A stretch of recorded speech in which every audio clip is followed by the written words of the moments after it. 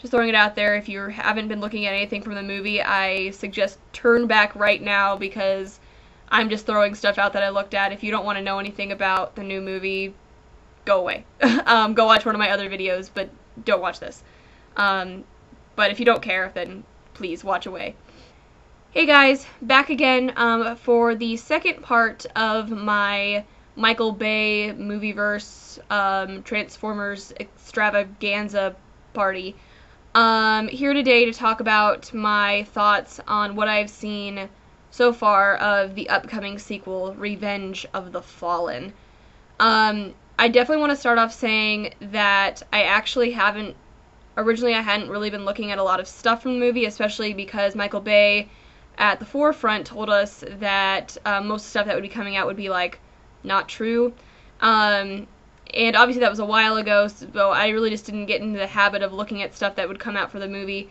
And I also haven't been reading the Alliance and Defiance, I think, from IDW. I haven't really been reading any of the movie tie-ins.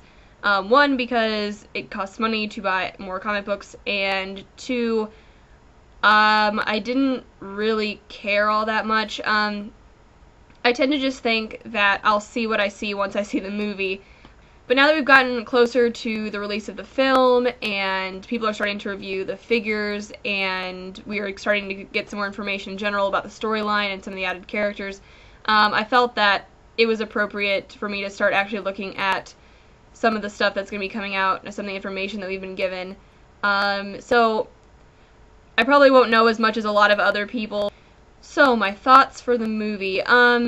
First of all, I just want to say that I'm not excited about the fact that Bumblebee will most likely be speaking much more in this. I was not a fan of Bumblebee's voice in the first movie, even though it was like for a second.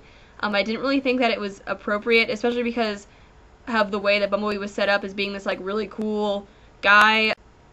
I thought his voice was just kind of too old, and I just didn't really like it, so not excited about that. What I'm surprised about is that so far I haven't seen anything with Ratchet in it. I am assuming that he's back, but I haven't really seen anything with him in it. So Ironhide and Prime, I'm assuming, are going to be basically the same, so there's the old characters. From what I can tell, Barricade is returning, which is good because we don't ever really know what happened to him in the first place. So this kind of gives a good retrospective on the last movie. I guess Barricade just was driving down the interstate and then just decided not to go to downtown with the other Decepticons for that last battle. Maybe he like stopped to get like some ice cream or something and then got lost. So he's back. Obviously Starscream is back, which is fine. I'm excited to see Starscream. I think that he's probably going to be one of the main Decepticons in this, so it'll be nice to see some more Starscream characterization. I'm very excited for that. Scorponok, I believe, is back, which I'm very excited about. And then I believe it's been confirmed that Megatron is returning. Not really surprised there. I'm not quite sure if that's true or not yet. I'm sure someone will let me know as soon as they see this. But so those are basically the returning characters, I believe. For the additions, they are adding a ton of robots in this, like a ton. On the Autobot side, we have a new set of twins. We have the Skids and Mudflap, I believe. From what I've seen of their designs, I'm not uber excited.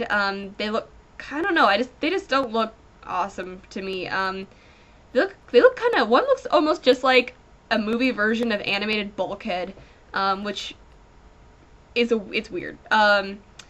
And then another one we have added is Sideswipe, whose design, from what I've seen, I actually like quite a bit. I think his head design is really cool, and I'm excited to see what he kind of does. I don't know if I'm just finding this information wrong, but apparently there's two Autobots / Decepticons. We have Jolt and Jetfire. From what I've seen of Jolt, and from what I believe was in some of the prequel stuff, he was a Decepticon, but I see him listed under Autobot stuff, so I don't know what's going on with that. Same thing with Jetfire. And Jetfire is, like, old. Jetfire has, like, facial hair, and his landing gear is, like, a cane. I guess that gives them more character, but I don't know, I just kind of think that it's really funny, but it's kind of weird. So it's interesting to see that they have two characters that are potentially Decepticons turned Autobots. I don't really know what's up with that, but whatever, I don't really know the story yet. Oh, and then of course we have RC. I'm not quite sure about how she's being portrayed yet. It seems like there's going to be 3 RC bikes, and they're all different colors, and I'm just like, what is going on? So I'm very curious to see how she's portrayed in this. As for the added Decepticons, Soundwave. Yay! I am so excited that Soundwave is in this. I wasn't super excited about what I've seen of his design so far, but I haven't really seen a lot, so maybe it'll end up being something super epically awesome.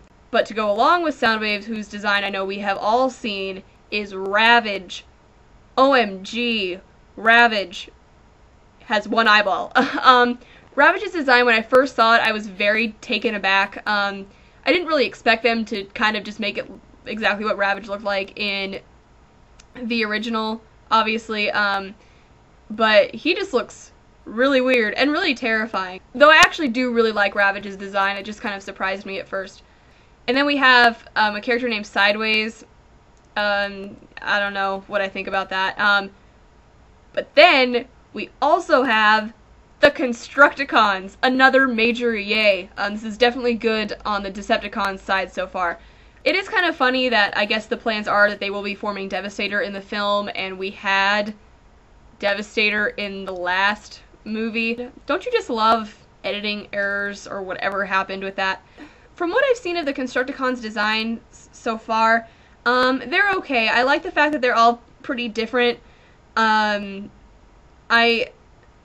not a big fan of, I think it was Demolisher that we saw in the trailer, who has like the big wheels instead of legs. I'm not a big fan of that design, but it's unique and it'll be cool. I think that it'll be very, very cool to see all the Constructicons come together as Devastator, especially because, again, as anybody who's seen the trailer has known, the Constructicons are freaking huge. I think it's Demolisher who's in the trailer, and Prime is like as big as like his head. So these guys are big, which means that Devastator is going to be like super big, so huge. So I'm excited to see that. That'll be really cool. And then of course we have the Fallen. Yeah. When I first heard that the name of the film was going to be Revenge of the Fallen, the very first thing I thought was, this better not be like the Fallen, like from the comic books. I don't really have anything against the character, but I don't know how I feel about them adding this other huge villainous force to the movies. I'm interested to see how they handle this like mythical being in the film.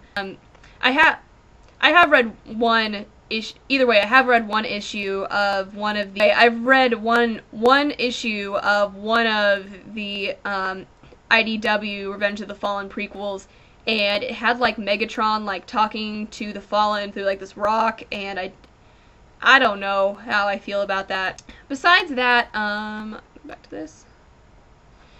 I'm happy to see, obviously, that Shia LaBeouf and Megan Fox are back.